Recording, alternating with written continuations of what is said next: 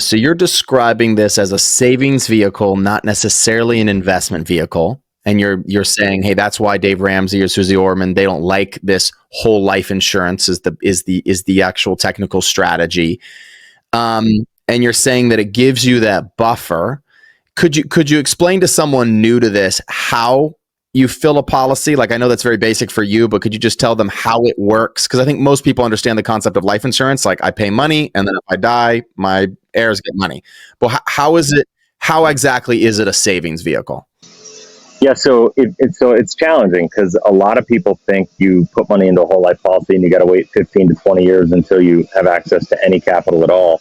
The way that we design the policy is absolutely essential. So when you design a policy properly, and I can't get into all the nuances of what that means in this, but what I'll say is you have liquidity of about 90% of your premium. So if you have let's say, $20,000 a year premium, you'd have access to about $18,000 at the end of year one, right? Like if you fund it properly. You'd have access to it in terms of being able to borrow against that 18 grand, basically. Borrow against the 18 grand. Yep. And leverage that money, right? So I always kind of say, like, people are like, how much should I fund the policy? Well, it's like, what are your goals? What's your cash flow, right? Like, you can't draw blood from a rock, but everybody's different. And so what I would say is, like, how much money can you afford to save, right? Like, what everybody's different. What are your goals? Do you want to buy your first investment property? What time frame do you want to buy it in? Obviously, then you have to say, what is my cash flow? What kind of money what kind of assets do I already have saved? Where's that money saved? How can we maybe reposition that to be in alignment with this? Because we can do different things with the policies. Sometimes people just say, hey, well, I'll give you an example. I'll give you an exact example.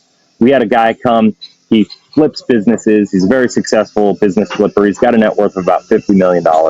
And he's like, Chris, I want to start implementing this for our business. And he's like, I want to front load $2.5 million into a policy, and I want to pay about $400,000 a year into a policy. Now, obviously, these are huge numbers compared to most people, and they can afford them and whatever. But the principle is what it is. I could say I want to fund it at $25,000 up front and $4,000 a year if that's what you have. Like, the relativity is all there, right? But for him, he puts in $2.5 million with a $400,000 annual premium, and out of that $2.9 million year one, he had access to about $2.6 million that he could leverage. And what happens is, I know, it's sick.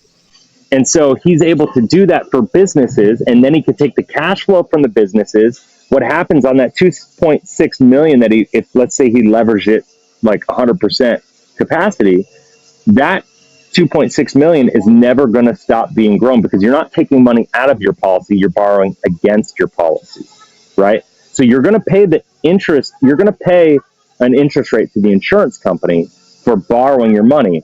But here's the deal. Your money is going to be compounding. That full $2.6 million is going to be compounding and growing all at the same time. So the net of it all is like free money.